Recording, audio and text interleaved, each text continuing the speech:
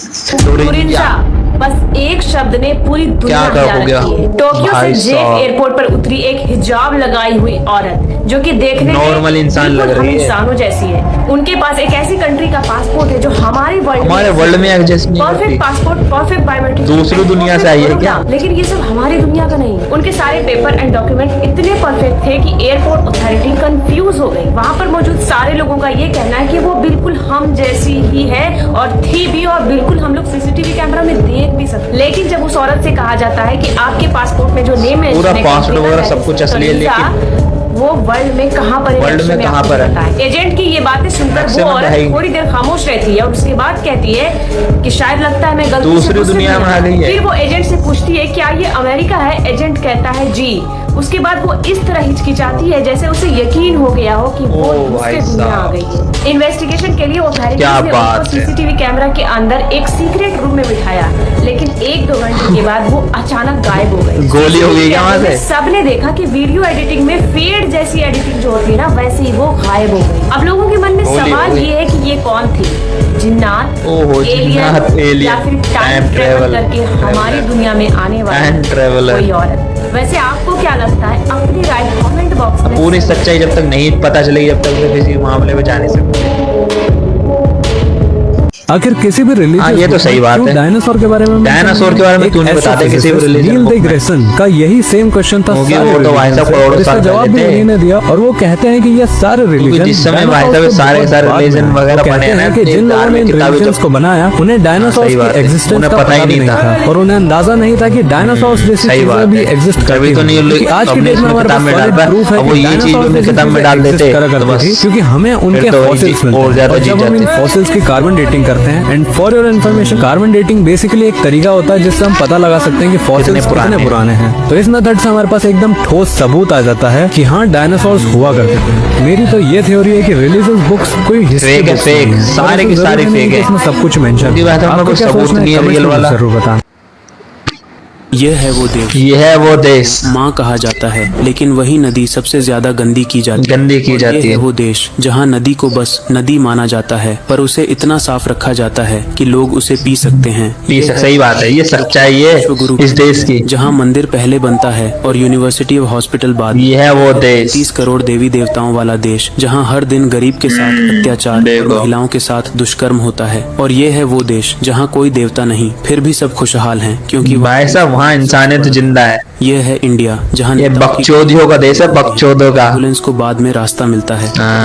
ये बकचोदों का देश है, बकचोदों का। सरकार, सिस्टम या फिर हम खुद देश, तुम खुद ही हो इसके जिम्मेदार। बदलेंगे मंदिर और मस्जिद नहीं, अब वक्त है मानवता के मंदिर बनाने का। अगर तुम्हें भी लगता है रियलिटी बनाओ, रियलिटी हमसे शुरू होना चाहिए, तो इस वीडियो को हर उस इंसान तक पहुंचाओ जो अब भी सो रहा है। और ऐसे ही सच्चाई जानने के लिए आप मुझे अभी फॉलो कर लो, वरना मैं कहीं खो जाऊंगा।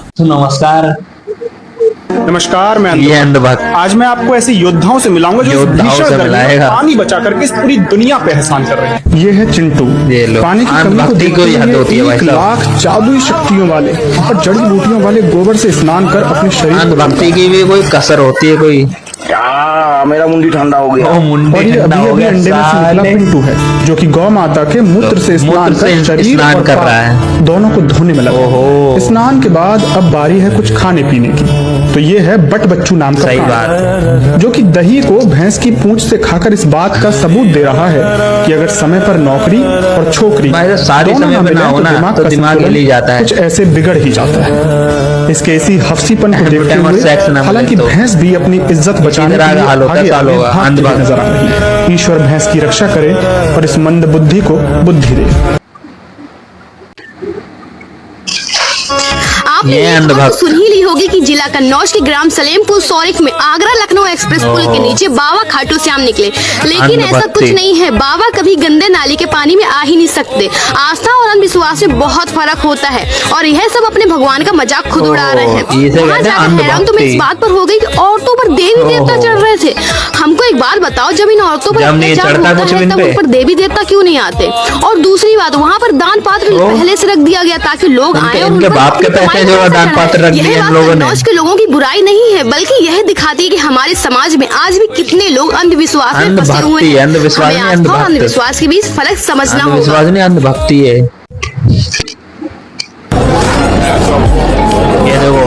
इसे कहते हैं अंधभक्त। कैसे अंधभक्त होते हैं। अभी और सुनिए। साला पैर धो के पी रहा है। कहते हैं अंधभक्त। कहाँ से आते हैं लोग? बाबा फैन के नीचे बैठकर आराम से हवा में आईफोन चला रहे हैं और भक्त उसका पैर धोकर गंदा पानी पी रहा है। ये अंधभक्त लोग इंसान को भी अपना भगवान बना लेते हैं और उसको पूजने भी लगते हैं। अंधभक्तों, मुझे सिर्फ इतना बता दो कि जिसे तुम भगवान मान रही हो, इस भगवान को आईफोन की जरूरत क्यों पड़ गई? पता नहीं इन अनभक्तों की आंखों की मोतियां बिन कब ठीक हो। दोस्तों, आप इस बारे में क्या कहना चाहते हैं? कमेंट करके जरूर बताएं। वीडियो अच्छी लगी तो लाइक करें, चैनल को सब्सक्राइब करें। दबा के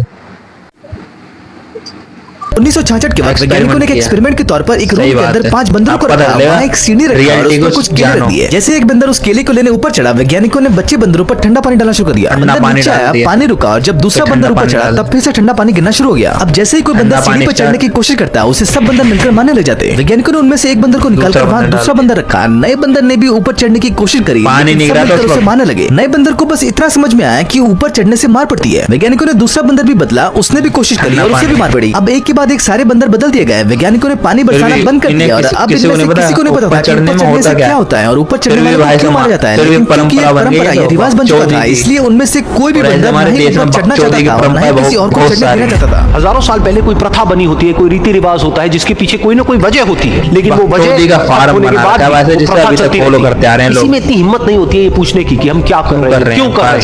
सबको ये पता होता है कि ऐसा ही होता है। ये समझाना बढ़िया तरीके। कौन सी गलती? ये देख, बाहर जहाँ गाय को सिर्फ गाय मानते हैं, वहाँ की गायों की कंडीशन, और जहाँ गाय को माँ मानते हैं, पूजा करते हैं, वहाँ की गायों की कंडीशन। माँ कहते हैं उनकी माँ सारी कूड़ों पे घूम रही है। देखो कहाँ बेटा गाय थाली में, माँ घूमे नाली पे। को सिर्फ नदी मानते हैं, उस नदी की कंडीशन, और जहाँ नदी को माँ मानते हैं, हजारों करोड़ों रुपए उसकी क्लीनिंग पे खर्च करते हैं, उस नदी की कंडीशन। पूरी पोल खोल रहा है। तो कहाँ रह गई गलती? ये बाहर के गवर्नमेंट स्कूल्स और ये इंडिया के गवर्नमेंट स्कूल्स, कहाँ रह गई गलती? को माँ बोला जाता है। कहाँ रह गई गलती? रह गई गलती? गलती सिर्फ एक जगह रह गई, रियलिटी से ज्यादा रिलीजन पे विश्वास कर लिया। इसका कोई लेना देना ही नहीं हमारी जिंदगी में। कड़वा है मगर सच है। बाजार में खरीदी हुई मूर्ति के सामने हाथ जोड़कर धन मांगते हो। अगर मूर्ति ही धन देती तो दुकानदार उसे बेचता ही क्यों? मंदिर और मस्जिद में 2 दिन के लिए ताला लगा दो, जिंदगी में कोई फर्क नहीं पड़ेगा। मगर सिर्फ एक दिन के लिए हॉस्पिटल बंद कर दो, जिंदगी की औकात पता चल जाएगी। सच्ची भक्ति वही है जहाँ इंसानियत जिंदा हो, वरना भगवान तो हर दिल में रहते हैं। बस हमने मंदिरों की दीवारों में कैद कर दिया। भक्ति करो लेकिन आंखें खोलकर, क्योंकि ईश्वर को खुश करने से पहले अगर तुम इंसान को अगर भगवान को भी किसी ने बनाया होगा तो फिर वो भगवान नहीं होगा, बल्कि वो हमारे लिए सिर्फ एक एलियन होगा जिसने किसी कारणवश हमें और इस ब्रह्मांड को बनाया। क्योंकि भगवान का मतलब ये है कि जहां से हर चीज की शुरुआत हुई है, जिससे पीछे कुछ भी मौजूद नहीं था। क्योंकि अगर भगवान के पीछे भी कुछ मौजूद होगा तो फिर वो कहां से आया, और फिर वो कहां से आया, ये ऐसे ही अनंत तक पीछे से पीछे चलता जाएगा, अनंत तक। इसीलिए अगर हमें किसी ऐसे क्रिएटर ने बनाया हुआ जिसको भी किसी ने बनाया होगा, तो फिर वो हमारे लिए भगवान नहीं बल्कि एक एलियन है। क्योंकि भगवान का मतलब तो मैंने आपको बता ही दिया, जहां से हर चीज की शुरुआत हुई हो, जिसके पीछे कुछ नहीं था, लेकिन जिसने हमें और इस ब्रह्मांड को बनाया है। अगर उसको भी सच में किसी ने बनाया हुआ, तो हम जिसे भगवान मान के बैठे हैं वो कोई भगवान नहीं बल्कि एक एलियन है, जिसने किसी कारणवश हमें और इस ब्रह्मांड को बनाया। और उसके लिए ये ब्रह्मांड और हम बहुत छोटे होंगे, बस हमारे लिए ही ये ब्रह्मांड बहुत ज्यादा बड़ा होगा। जैसे एक चींटी के लिए ये पृथ्वी ही ब्रह्मांड होगी, लेकिन हमारे लिए नहीं। वैसे ही उसके लिए ये बहुत छोटा होगा, लेकिन हमारे लिए ये एक ब्रह्मांड है। लेकिन अगर उसको जिसने बनाया होगा, अगर उसको किसी ने नहीं बनाया होगा, तो वही असल भगवान होगा। क्योंकि कहीं ना कहीं से तो शुरुआत हुई है, जिसके पीछे कुछ नहीं था। नमस्कार आप लोगों को वीडियो पसंद आए तो लाइक करो, कमेंट करो, शेयर करो, पूरे भारत में फैला दो। आप लोगों को इस तरह की मजेदार, अमेजिंग और फैंटास्टिक वीडियो, एकदम एक से एक एपिसोड इन वीडियो के मिलते ही रहेंगे इस चैनल पे। तो फटाफट लाइक करो, सब्सक्राइब करो, कमेंट करो और पूरे भारत में फैला दो इस वीडियो को।